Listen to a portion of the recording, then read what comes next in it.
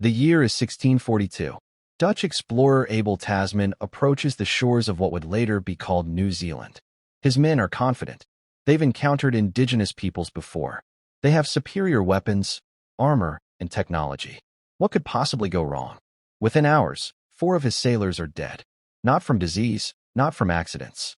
They were outmaneuvered, outfought, and utterly destroyed by warriors who seemed to appear from thin air and vanished just as quickly. Tasman fled. He never set foot on New Zealand soil. But here's what your history books never told you about those warriors.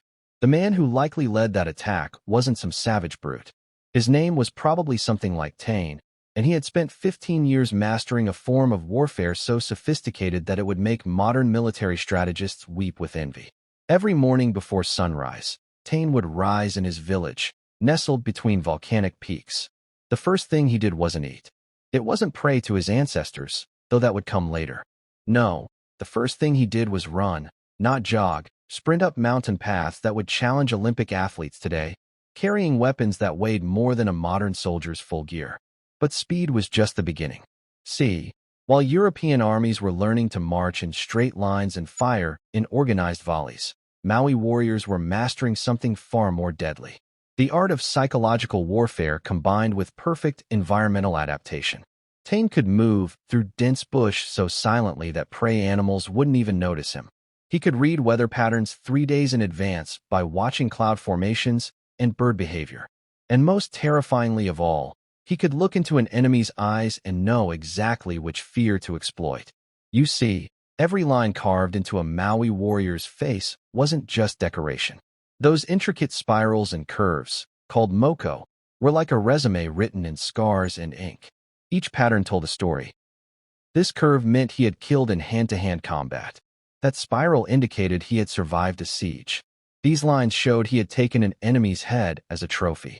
But here's where it gets really interesting and where history gets it completely wrong. European accounts always focused on Maui cannibalism and brutality, painting them as primitive savages. They completely missed the incredible sophistication of their military organization. A Maori war party wasn't a mob of screaming barbarians. It was a precisely coordinated fighting machine that could adapt to any situation in real time. Let me paint you a picture of how they actually fought. Imagine you're a British soldier in 1845, part of what the colonists confidently called a pacification expedition. You're marching through what seems like empty forest. Your commander assured you these natives fight like wild animals, easy to defeat with proper European discipline. Suddenly, the forest explodes. But not how you expect. There's no wild charge, no screaming horde. Instead, individual warriors seem to materialize from trees, from behind rocks, from the very ground itself. Each one appears, strikes with devastating precision, then vanishes before you can even raise your musket. Your friend Johnson spins around, a traditional tire spear sprouting from his chest. The warrior who threw it is already gone. Matthews tries to reload his single-shot rifle, but 3 warriors surround him. Not attacking yet, just watching. They know he's helpless. They're savoring his fear. This wasn't random violence. Every movement was planned. Every strike was calculated. These warriors had studied your patrol route for days. They knew exactly where you would walk, where you would stop, where you were most vulnerable. And here's what will really blow your mind. They learned your tactics faster than you learned theirs. Within a few years of first contact with European military forces, Maui warriors had not only mastered European weapons, but they had improved upon European strategies. They combined traditional guerrilla tactics with captured cannons and muskets, creating a hybrid warfare style that was nearly impossible to counter. Take the Battle of Ohio in 1845. British forces equipped with heavy artillery and hundreds of professional soldiers laid siege to a Maui P, a traditional fortification. The British commander was confident. European siegecraft had conquered the world. These wooden walls wouldn't last a day against proper cannon fire. He was wrong. The Maui hadn't just built a traditional PI. They had created something entirely new. A fortress that incorporated everything they had learned about European warfare while maintaining all the advantages of their ancestral designs. The walls weren't just wooden stakes. They were engineered barriers designed to absorb cannon fire rather than resist it. Layers of different materials created zones that would slow projectiles without shattering. Hidden passages allowed defenders to disappear and reappear anywhere along the perimeter. And the psychological element was devastating. British soldiers reported that the defenders would sometimes simply watch them. Not shooting, not attacking, just standing on the walls, staring, waiting.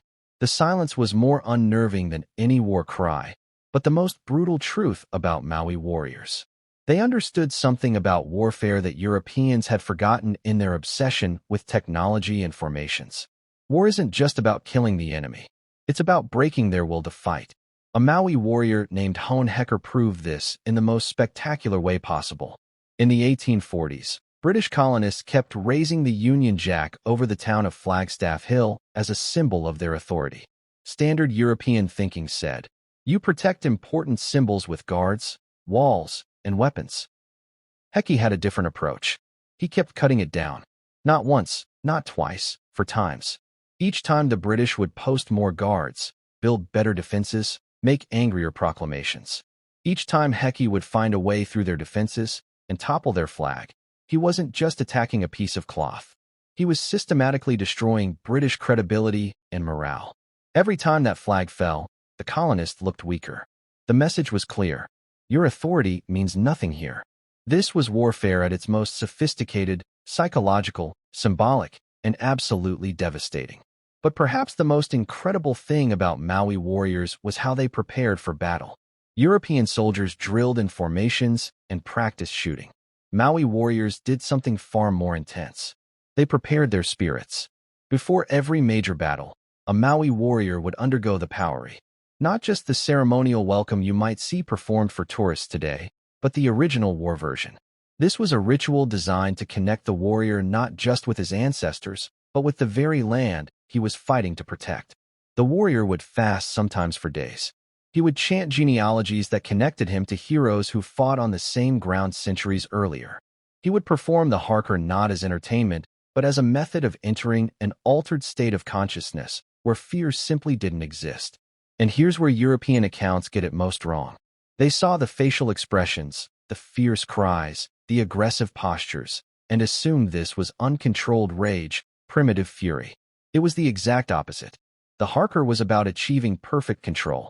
Every movement was precise. Every sound had meaning. The warrior was programming himself, eliminating doubt, fear, and hesitation. By the time the Haka ended, he wasn't the same person who had started it. He had become something beyond human limitations. Not through drugs or magic, but through pure mental discipline that most people today can't even comprehend.